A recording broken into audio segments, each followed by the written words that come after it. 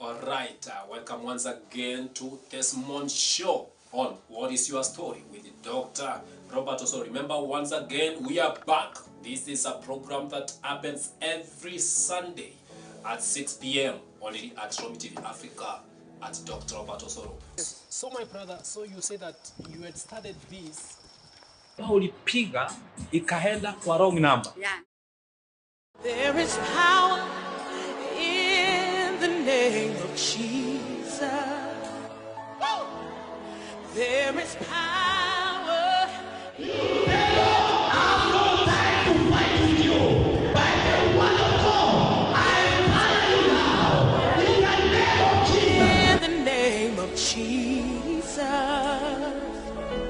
To break every chain, break every chain, break every chain. Break every chain. Let's say it together. There is power.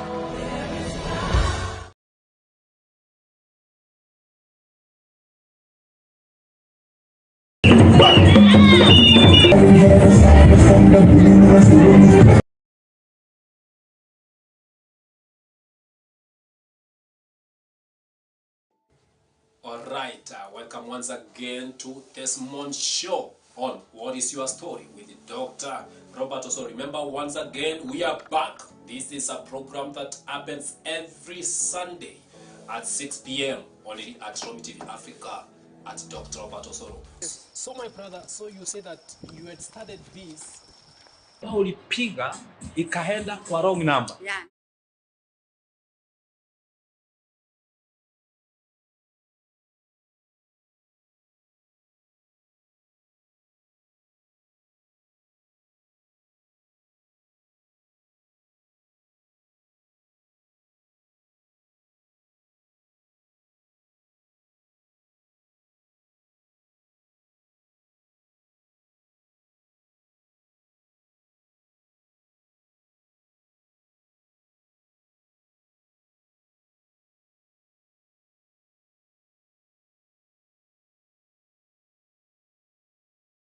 Hello everyone, welcome to Romy TV Africa. My name is Mark Collins Ocheng on Facebook, on Twitter is at collins.ke, on Instagram is at collins.ke. Remember, you are watching newspaper review and this is Romy TV Africa. Go like, subscribe, comment Romy TV Africa across all social media platforms. I'm not alone. I have my two pundits who are going to help me to break down some of these stories that have made headlines on your local dailies. I will start with the next to me. Welcome on the show and introduce yourself. Thank you so much. Good morning, everyone. My name is Regina Mwangi, Regina Samuel, Instagram, Facebook at Regina Samuel, Twitter. Welcome. Good morning, everyone. My name is Emmanuel Onyango. Find me on Twitter at Onyango Emmanuel and on Instagram ot_eno_. Welcome. Well, ladies and gentlemen, wherever you're watching us from, make sure that you follow us on our social media pages. We would like to air some of your views, some of your comments on what you have to say about these stories that we are going to tackle. So guys, without wasting time, we are going to start with the Daily Nation. And the first story in the Daily Nation is about the major clash in House on majority leader position. So this story is all about the standoff between the two alliances, that is the Kenya Kwanza and the Azimio la Umoja, where we expect a clash in terms of the National Assembly today over the leader of majority position, after both of them, they claim that they have it, or both of them claim that they are the ones that have the numbers. So according to today, is that they are going to conduct, or they are going to have an election concerning who is going to become the majority leader. Bearing in mind that from the Azimio la Umoja, they have fronted Opiyo Wandayi, the legislator for Ugenya MP in terms of Siaya County. On the other hand, the current government, they have already fronted Kiharu MP Kimani Chungwa to take that whip. So guys, I would like you to give me your thought of reaction. Do you think who is going to carry the majority whip bearing in terms of numbers, whom do you think will carry the day? Is it going to be Azimio, Opio Wanjai, or is it going to be Kimani Chungwa, the one for Kikuyu Town? Let me tell you something, Mr. Collins. Huh? Yes. What we do in Kenya, Yeah. we follow the constitution. Yes. And what the constitution says is that the majority Yeah. who lead the parliament, Yes. they're the ones who are supposed to have the majority leader. Okay. So, for me, I think Kenya Kwanza Yeah. will carry the day. Will carry There's the day. no debate about that. Okay. We'll end up carrying the day, Mm-hmm. and William Ruto will end up being the victor in this. There's no debate. I don't think even this one they can go to court. Yeah, with that one, there's nothing. There's like nothing they court, can yeah. do. Yes. Especially they have Moses Wetangula as the leader of the assembly. The speaker, actually. The speaker of the National Assembly. Yeah. What will they do? There's nothing they're going to do about that. Okay. Yeah. Regina, what is your reaction on this story? Who is going to carry the day? I think it's also the same. There is nothing to be ruled on. Okay. Already the Kenya Kwanza has most MPs, Yeah. and according to the constitution, I think Kenya Kwanza has it. Has it? Yeah. So they are going to be the ones who will carry the day. Yeah. So we expect a very calm process, that one that will have orderly. We don't expect our members of parliament to behave horribly, Yeah. but because they are honored members of parliament, so we expect them to comply with the law, ensure that they conform to the standing orders. Okay. So we are moving on also to another story. Another story that has made headlines about Museveni's son says he needs 2 weeks to capture Nairobi. So this story is all about our neighboring country. This is a son who belongs to the president of Uganda, that is Yoweri Museveni. And he had something to write on his Twitter, even though some people are claiming that the account might be fake, it might not be him. But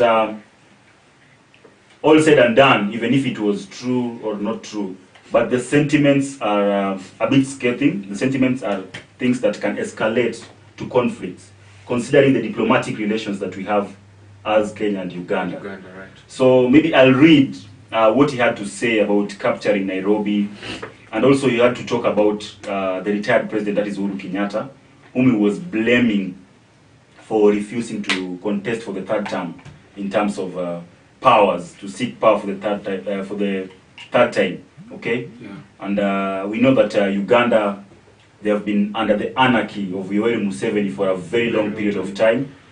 And the president has always been changing the constitution. He has always been sabotaging. He has always been manipulating or taking state capture in terms of the judiciary, Yeah. the executive, and the legislature in Uganda. So there's not that democracy, because that is a leader who is power hungry. So this is what the son of Museveni had to say. His name is called, by the way, Muhoozi. Muhoozi, is the way it has been written here. Okay, he's the commander of Uganda's People Defense Forces, that is UPDF, and this is what he had to say. Okay, he started by blaming head President Kenyatta, whom he refers to as his big brother, for not contesting for the third term in August polls, adding that the child president could have easily won the election. My own problem with my big brother is that he did not stand for a third term. He would have won easily. Okay. That guy is just 48 years, okay? Again, he had also said this about, in his sentiments, considering Kenya and Uganda, that, haha, I love my Kenyan relatives. Constitution, question mark. Rule of law, question mark. You must be joking, exclamation mark. For us, Uganda, there's only the revolution, and you will soon learn about it. Not done, Muhoozi sensationally claimed that the same platform he needs a fortnight to topple the President Ruto's government. Wow, these are negative claims from one of our neighbors, and it can culminate to conflict between Kenya and Uganda. Yeah. But we are not sure about if the account was his own real or it was fake, because also social media is flooded with a lot of fake news. There are people, we've seen a lot of fake, even some of the leaders, they have come out to claim that reject those accounts, okay? Those are fake, that is not my account, so don't rely on those information because they are not verifiable, they are not authentic. But let's say it was now true. I'm seeing a scenario where now we can have a conflict, because I don't expect such kind of reactions to come from people of Uganda. I think we have our own business to do, or our own business to run in terms of leadership. Because when you look at them, yes, they're being led under anarchy. There are people who have never been able to remove the president in terms of maybe mobilizing, lobbying people. All their trials has gone futile, okay, in terms of leadership. But I'm wondering, what is the audacity, or what kind of confidence did he have to mention us in terms of governorship, that he wanted our retired president to extend his term of ruling, and also talking about taking a military coup in terms of Tanzania, or in terms of Kenya, is something that we would not like to have it happen in our country, because there will be bloodshed, and we have just come out of the general election a month ago.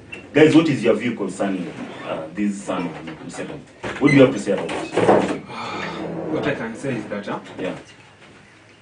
you know very well, at the moment, Yes. Kenya has also been in conflict with Uganda concerning the Migingo Island. Yes, right? that is true. I don't think that There have been others in our Exactly. fishermen.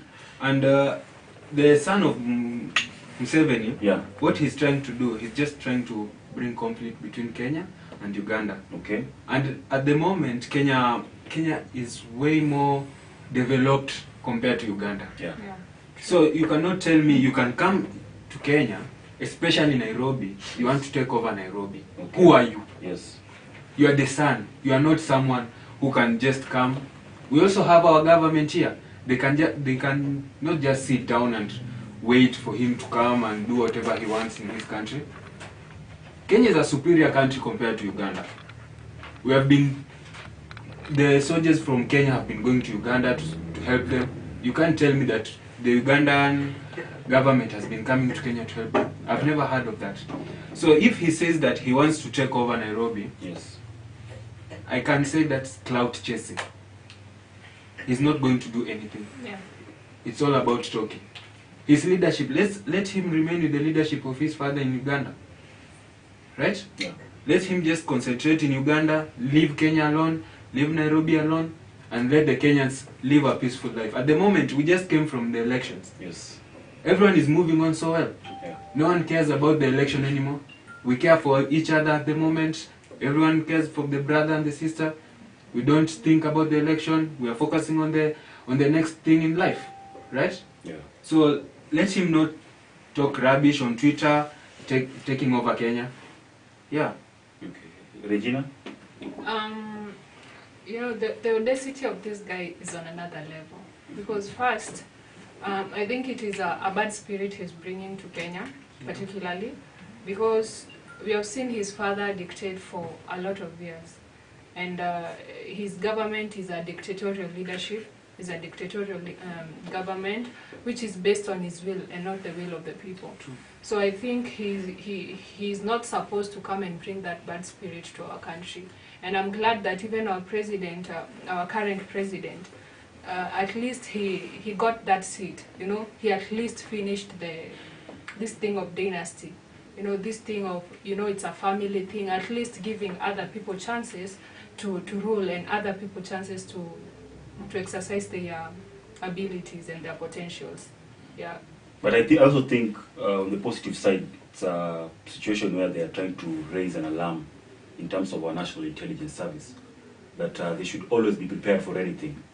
You know, some things might start like this in terms of Cold War, and then it escalates to the conflict itself. Yeah. So I think our Army, the Kenya Defense Force, the Kenya Navy Force, and the Marine, so they should be making sure that they beef up security in terms of our border, in terms of our airline, so that in case of such kind of scenarios, we can be able to avoid. But we are not advocating for war, because war will lead to bloodshed, and war will really, really affect our economy. Okay. So moving on to another story is about a certain kid who resides or who lives in Kibra slums. So the story is about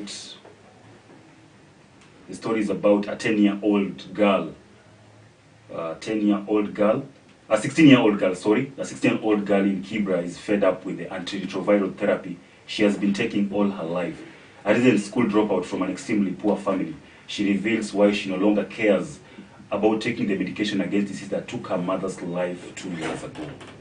So they have hid the name of the lady in terms of anonymity. So they've given her the name Maria Mora. She's 16 and she acquired HIV/AIDS at birth. Okay, so she has been brought up by a father, and the father is still traumatized because she lost the woman, or she lost her wife some years back, and the kid is saying that the effects of this antiretroviral drug is that it comes a lot with a lot of dizziness, okay, with little nothing to eat on most days, which is overwhelming, and is one of the reasons why he has been contemplating taking my own life for quite some time now. Okay, so I'll go rather down to the effects the kid has been experiencing in terms of using the ARV. So one of them is hallucinations, which he says that is a constant battle, apart from the fact that he's unable to even feed himself, let alone anyone else. You get hallucinations when you take ARVs on an empty stomach. So first of all, this kid doesn't have appetite to eat. And because he doesn't have an appetite to eat, because of the dizziness, one of the effects that the kid goes through is about hallucination, which is really, really affecting her. And this is one of the reasons that she's considering to embark on living without taking these ARVs. And we know that at the end of the day, if he doesn't comply with these prescriptions, then chances of her dying are very high. It's very quickly, so she might die very quickly. So another effects of the ARV that she's saying that she's experiencing, the second one is about being hopeless. So she's claiming that she's always hopeless. She lacks people to at least motivate her, people to give her a sense of hope in terms of encouraging that tomorrow things will be all right. It's a very, very sad story, so unfortunately, but it's because she acquired it through birth. So that's why sometimes we always tend to tell our doctors or our nurses, the ones who deal with expectant mothers at maternity room, that they should always be very, very sensitive in terms of childbirth, because now she acquired it through birth, and right now she's very hopeless. She lacks people to give her hope. Her father is not there for her because her father is facing trauma because of the death of her mother, and he's ever on alcohol. He's ever drinking alcohol. So this kid is tired of taking these drugs. He's just 16 years old. She doesn't know that how many years is she going to live with these drugs. I don't know, guys, if this kid was related to you, or if this kid maybe was coming from one of your friends or one of your neighbors. What would you tell her so that she can have hopes in future and she can continue to swallow these drugs? Because there's nothing we can change. Once you're positive, you're positive. Yeah. There's no cure for HIV and AIDS, which is very unfortunate. Yeah. But when you take drugs, when you conform with the prescription that you are given, then you will live longer. There are so many people who have lived longer lives than expected because of complying with these prescriptions. What is your take, Regina? Assume this kid is on an issue. I think this kid should not give up. Yeah. First, she's a young soul. Yes. And I think if somebody comes up and supports her accordingly in Yes. terms of medicines, emotional support, psychological support, I think she can make it. Yeah. I've seen people live for years with this disease, Yeah. and they survive. They even bear children who are so healthy. Yes. I think someone should just come up and support this child. Okay. In terms of the dad, because the dad now is not there, there's negligence of duty. He's Yeah. ever on alcohol.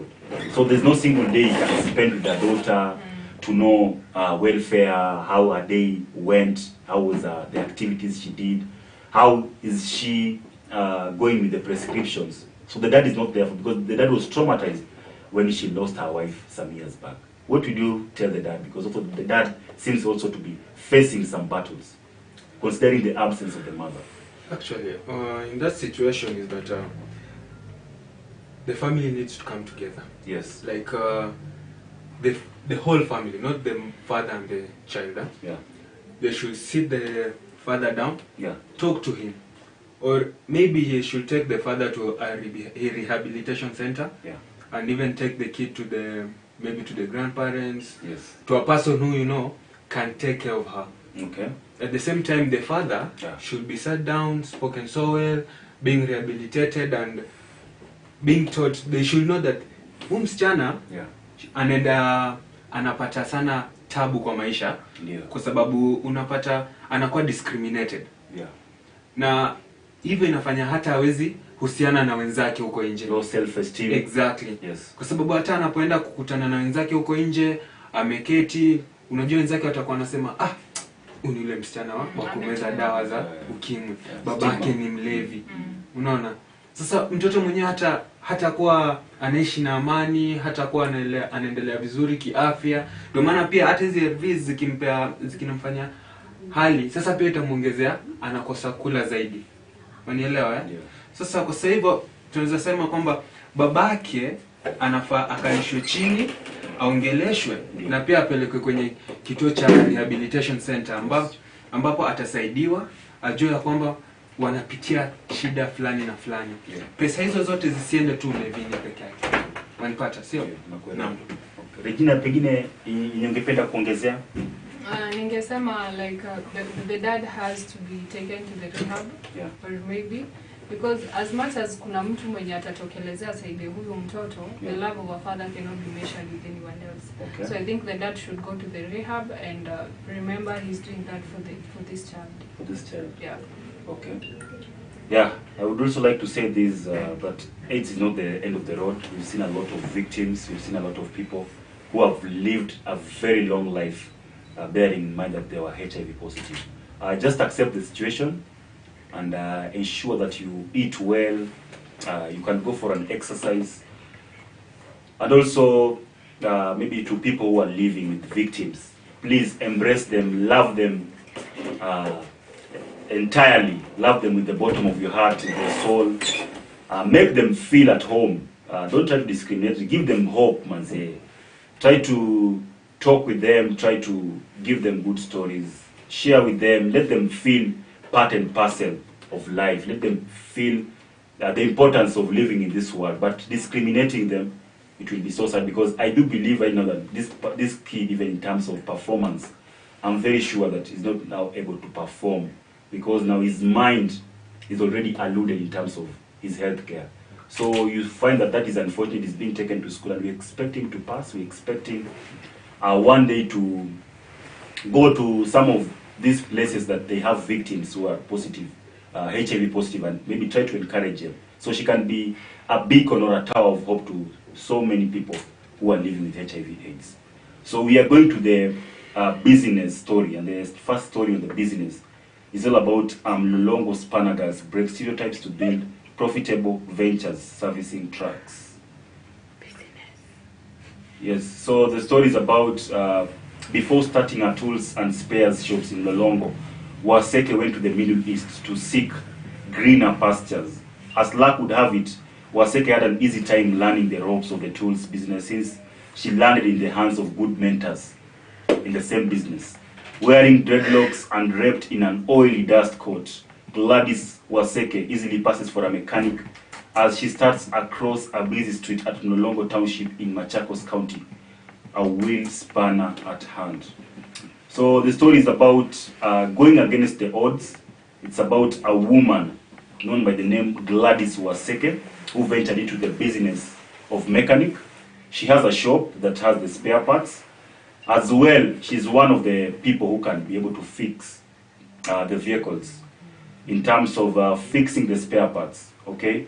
So many women have been encouraged, many women have been motivated with this story because the society that we are having today, we thank the Western civilization, we thank our leadership in terms of women empowerment, because these are some of the duties that when we look at before, we never used to see women dwelling on. It used to be a job meant for men. But right now we are seeing that many women, they are breaking all the odds, all the rituals, all the type of stereotype that was set there before. and they are venturing into this business and doing it very well. That's the way they say that what a man can do, a woman can do better. True. So guys, I want you to give me your thoughts considering this woman on the spectre of the country at large, as far as women are concerned. What do you have to say about this woman, Gladys Waseke? I think Gladys Waseke is a hero Yes. to me. She's a woman, despite the struggles and the many odds of life, Yeah. she has at least found somewhere she can make something out of herself. You Yeah. know, somewhere she can be the best version of herself. Despite her being raped and going through all that traumas, she can stand and be a hero in everything she's doing. I'm proud of her. Your reaction, Emmanuel, what do you have to say about women in the industry of mechanic? Power of a woman. Yes. She's a woman who fights. Yeah. She shows the struggles.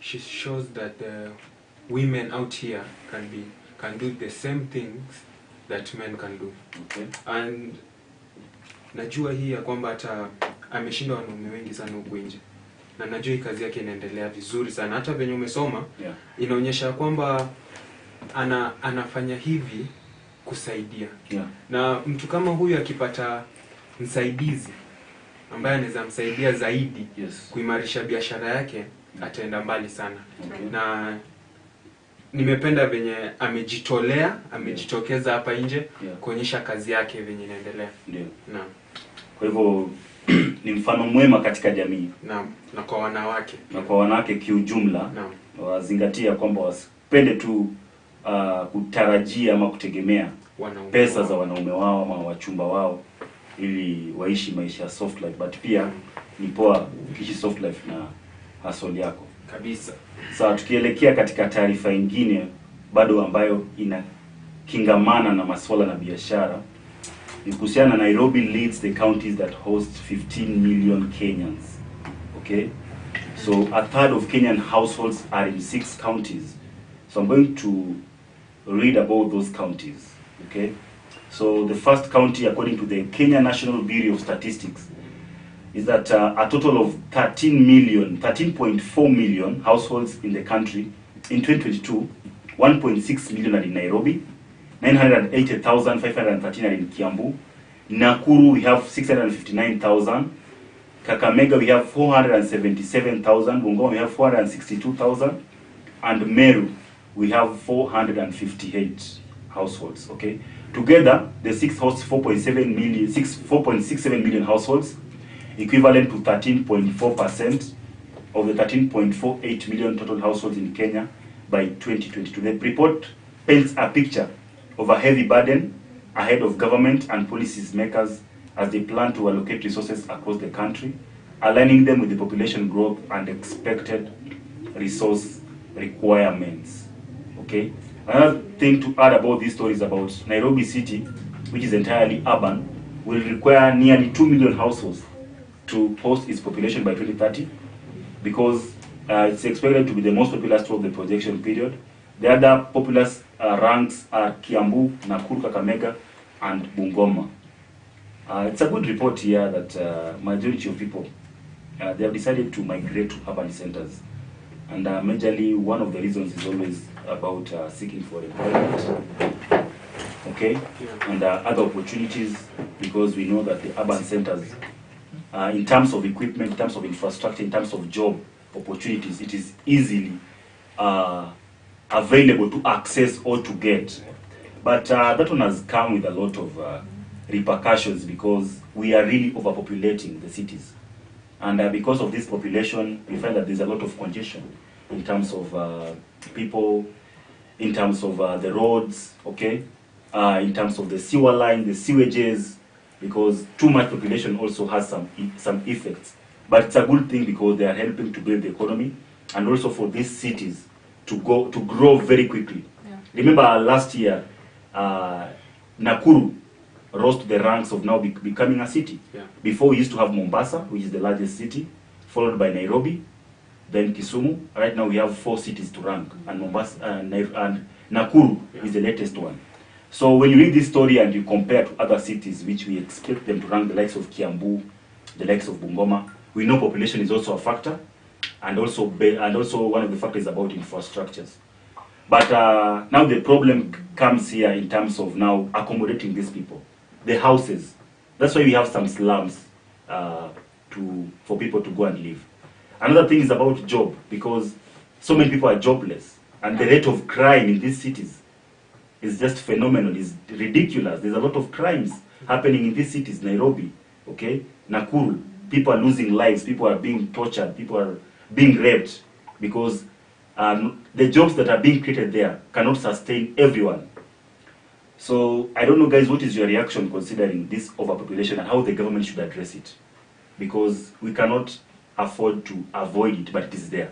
Yeah. People are moving to urban centers. They're not considering the rural areas. Bwana Collins, Yeah. nikizungumza kuhusu swala hili yeah. Tunaona ya kwamba mbona watu wengi wanatoka Bungoma, yeah. wanatoka Kakamega. Chenye ningependa wafanye ni yeah. Nairobi hikujengwa tu hivyo. Yeah. Mbona watu wa Nairobi wasitoke waende Bungoma, watengeneze pia huko kwe populated? Kwa sababu huwezi sema Nairobi peke. Saizi Nairobi ndio watu ni wengi. Okay, wanasema kwamba in terms of allocation of funds, you find that the major centers wanapatiwa pesa mingi sana ukilinganisha na zile the rural centers. So wanaona hiyo mambo ya miradi nini kazi, so ni rahisi wapate. Watu wengi wamefikiria Nairobi ina kazi sana. Ndio. Watu wengi ufikiria hivyo. Ukienda kwenye barabara za Nairobi huko, mjini Nairobi, yeah. Utapata watu wanakazana kutafuta kazi, na bado jioni wale ambao wanafanya kazi kwa barabara za kuuza nguo za mitumba, viatu vya mitumba, bado wanakuja kukimbizwa na kina nani? Hawa polisi wa City Council. Yeah. Wanakuja kufukuzwa. Watu wamefikiria ati ukikuja Nairobi, yeah. Utapata kazi mara moja ukipewa. Yeah. Kwa sababu the government of Kenya and the county government of Nairobi, I don't know where they take the money, because most of the time I don't see the money where it goes. Okay. You can see that they keep on saying that we are giving jobs to the youth, we are giving jobs to the people who don't have jobs. Yeah. But I don't see people being given work. Okay. At all. Yeah. When people start their business, Kanjo are there. Maybe what is your advice to the urban centers? What should the government do so that we can prevent or we can litigate this issue of rural urban centers, so that people can just be there at rural centers and continue with their lives there instead of moving to urban centers? They should just sit down, yeah. Consider those people who don't have jobs. Okay. Also in rural areas, people don't have jobs. Yeah. They should just talk to the government, each county government, and see how many people don't have jobs. They should offer them jobs. Let people don't have that mentality of Nairobi has work. Yeah. I don't think Nairobi has that much work. Many people look for. But now they're citing, the evolution has come. Okay? Yes, the evolution has but come, yes. Seems but like it's not sorting out. It's not sorting out. Joblessness. Because the government is not doing anything about that. They just keep quiet about it. They only promise you during the election. What about increase in the allocation of funds? From they were saying from 25 to 35%. Have they done that? But do you think if they consider that measures, it should be able to mitigate the joblessness that we are facing in the urban centers? If they do that, then yes. Okay. Yeah. Regina, what is your thought on this reaction, on this story? I think when the allocation of funds, when that time comes, the government should consider these rural areas mostly, because so that we can reduce the rate at which, we have so many girls from those remote areas coming to Nairobi to do house jobs, yeah. To be house girls. Yeah. Many guys coming from there to come to be house boys. So I think when the government is allocating these funds to these cities, they should consider other cities, so that they can also rise and become cities like this city. Mm. Okay. But my view is this, because most people are moving to these urban centers, and the cost of living here is high. Very high, yeah. When you compare it to the rural centers. But now the problem is that with the rural centers, getting that money is the problem, because maybe there are a few jobs you can be able to get based on whom you know and such kind of stuff. But the government should just channel they should just increase their allocation in terms of county. And the state of devolution, the devolution units, the healthcare, the education, the infrastructure, I feel like they should not, people should not overstay. Like, we need to, I think this 13th parliament should pass a law whereby maybe if you reach 65, you should just retire. Exactly. In terms of holding these parastatals, these public offices, because we have most of them that they'll be there until death take them. So you find that when they continue remaining in that position for a very long time, it is very difficult for some people to be promoted. And then when they get promoted, now we can employ or we can recruit the new team. You see? Yeah. So I think also that is a factor that they need to deal in so that we can be able to mitigate the movement of people from rural areas to urban centers to overpopulate. Now, finishing the business stories, we are going to tackle about the foreign stories, or we are moving outside Kenya. And the story that we are going to start with is a story to do with North Korea. They fired a ballistic missile over Japan. Wow. So it's some form of war here that is already taking center stage. Is this another Russia and Ukraine war or what? Maybe some form of that, but Yeah. Russia and Ukraine, they are still on war. The war has not yet ended. And so let me read about it a bit, because they say that North Korea fired an intermediate range ballistic missile over Japan on Tuesday, prompting Tokyo. You know, Korea, I think in terms of time, they are ahead of us. Yeah. Yes, they are ahead of us in terms of time, because there are some continents that they are ahead of us in terms of time. So, to activate the country's missile alert system and order people to take shelter. Now, let me look at the cause of this war. They are saying that the last time North Korea fired a missile over Japan was in 2017, at the height of a period of fire and fury, when Pyongyang's leaders Kim Jong-un trade insults with the then president that was Donald Trump. South Korea military said it had detected the launch of IRBM, which flew around 4,500 kilometers at an altitude of about 970 kilometers and speeds of around March 17. Okay? So let me quote what some of them had to say. The specific details are under close analysis by South Korean and US intelligence. The South Joint Chief of Staff added in a statement. South Korea's President Yoon Suk Yeol called a launch of provocation that violated United Nations regulation. Okay, he ordered a stance response on to take corresponding measures in cooperation with the United States and the international community. In his office, said the statement. So this is a war between Korea and their counterpart, the North Korea and Japan. And this is not the first time that such kind of war is emerging, because at the moment we have the Ukraine and the Russia that is still ongoing. Their allies have refused to take part or to take a side, because they know that if they do so, it will fuel a lot of war now in the entire world. Because even us, we find that we are allied to Russia because we depend on some aids. There are also people who are allied to Ukraine. But all said and done is that this warfare has some economic repercussions, whether directly or indirectly. If you live there, you will be faced with the repercussion, loss of lives. The environment is not conducive to live in. There's no peace. There's bloodshed every time. You cannot go to work. You cannot go to any medical service to be attended to. And also, when you look at us who are being affected directly, it's because there are some of the products that we consume or we import from those countries that we rely on. So the war going on for a very long period of time, or when the war starts, chances are that there will be low supply of these commodities. And when there's low supply, when you need demand and supply curve, is that the price will increase. The price will automatically increase, and now people will not be able to afford it.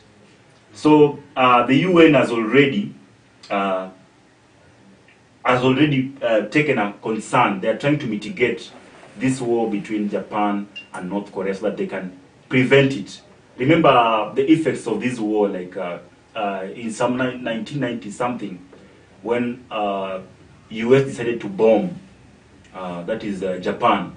and that missile was able to sink the entire city. Yeah. So lots of people died, and it had an effect in terms of their generations. Nowadays, when you look at the Chinese, for instance, look at their eyes. Their eyes are always big, swollen, and when you look at even the shape of their ears, it tends to take a shape of a triangle or oval. If you Google the image, or if you've ever met anybody. So, guys, I don't know what is your reaction to this, because when you look at these two countries, both of them feel like they are superior. You know, the intelligence is high. Wako na high intelligence in terms of security. Number two, wanna produce a lot of weapons. You see, they have technology. The technology is awesome. It's at its peak. So they can produce these weapons. So wanaona, there's that how do I say? Kuna ile like wanaona ya kwamba mimi niko na uwezo, mimi niko, yani kuna ile kupimana ya nguvu na mimi niko na, lakini at the end of the day all of us tutapoteza, ama all of us tutakula hizo effects, ama tutaface hizo effects. What do you have to say about this, considering the United Nations Assembly is concerned? What should they do to calm this war? At the moment, we know that UN, North Korea has been sanctioned by the UN, right? Yes. For its weapon programs currently. Yeah. Because the country has been tested for nuclear weapons 6 times since 2006 to 2017, I guess. Or was it 2017? Yeah, 2017. Yes. So I think this is going to be a tough time for North Korea, because they are going to be seen as a country just considering war. Okay. So I think UN is going to get into this matter and see what they can do. Okay. Yeah. Regina, what do you have to say about this war? I think these are wars we have had for a long time. So I think something should just be done to make sure that they end. Because it's so unfair that, according to what you have said, that the Chinese eyes are swollen and their ears are funny, are shaped funnily because of these wars. Yeah. So it's not good when they even tamper with the physical appearance of a person. Yeah. So I think they should just make something to end them. Personally, I will say that not everything must be settled through war. Yeah. There's something that, or some issues or some fields that you can have a meeting and solve them through peace talking, through reconciliation, through negotiations, you see, arbitration, and such kind of aspects. But the issue of war, I think it's something of the past. All of us right now, we have developed, we're in the 21st century. We can be able even to make robots. Why should we fight? Why should we throw a missile to another country to affect them? So I feel like they just need to swallow their pride, take a humble pie, sit on the table, negotiate, look for other leaders, including the POTUS, that is the president of the United States, Russia, France, you see, and then we solve out this issue so that we can avoid the repercussions or the impacts of war. Now, another story that I would like us to look in terms of foreign, the last one, before we call it a day, is a story to do with Burkina Faso. I don't know why I'm not getting it. Yeah, I've got it. Calm returns to Burkina Faso capital after coup. The streets of Ouagadougou go silent after a 2-day standoff. Okay, so there was a standoff in Burkina Faso between two leaders.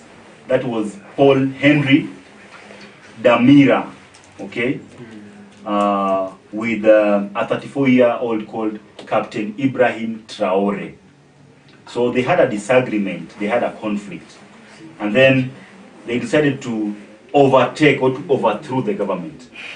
But apparently right now, as we are speaking, is that the two guys are not together, they're not reading from the same script. One of them has fled to Togo, okay? And this is now again creating an environment whereby maybe the government of the day might return to power, okay? Yes, they decided to do this because they were citing the issues to do with the violence that is being exercised by the president, the anarchy, the dictatorship, and that's why they had to do so. in order to overthrow.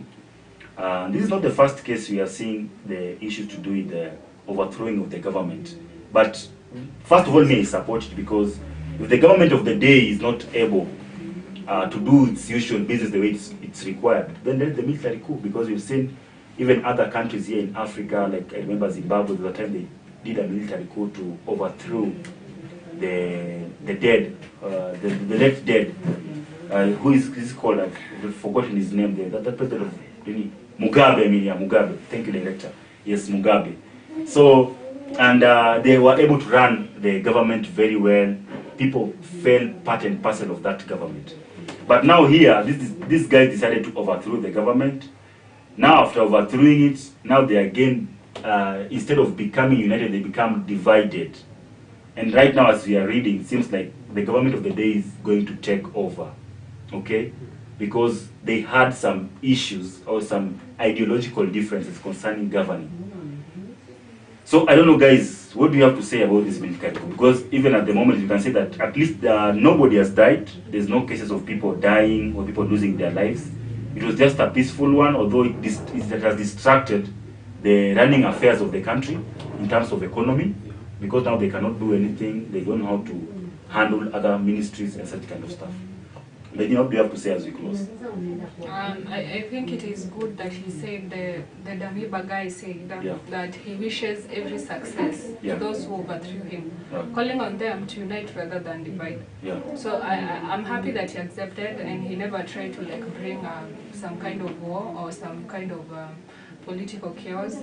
But he, as much as he was overthrown, at least he tried. He tried to maintain peace and urging the people to unite instead of dividing. So I think he's wise. Your last thought of reaction, Emmanuel? He just wanted, Mr. Damiba. Yes. I think he became wise. Yes. He ended up becoming a wise man. He never wanted his people to die. He never wanted to shed blood. Yes. So what I can say that even ECOWAS thanked them for their peaceful negotiation. Yes. And everything is just going on well. Okay. Yeah. Now, your few remarks, as we call it a wrap on today's show. I will start with you. What is your remarks, and then you give your social media address. I would say that let's maintain peace above all, because today's politics were all about some kind of wars in Africa, in the world. So I think we should just maintain peace at large. Peace is always important, and nothing can work without peace. I'm Regina Mwangi. Follow me at Facebook, Instagram at Regina Samuel, then Twitter at Regina Samuel. All right. Kumalizia, ningeshukuru sana. Na Wakenya wenzangu, tafadhali tutie maanani ambayo tunayofanya sasa hivi. Tusifikirie hawa viongozi usitamani viongozi watutenganishe. Ishi na mwenzako kama dadako, kama kakako. Na chochote ambacho kinakusumbua, tafadhali zungumza na mwenzako. Na kumalizia, ningependa kusema kwamba asanteni kwa kipindi cha leo, na mnaweza nifuata kwenye Twitter Emmanuel Onyango, na pia kwenye Instagram ot_eno_. Thank you so much. Well, guys, thank you for watching Romy TV Africa. It has been Newspaper Review. I'm your host, Mark Collins Oching on Facebook, Collins.ke on Instagram, Collins.ke on Twitter. Thank you. See you tomorrow, same place, same time. Peace out.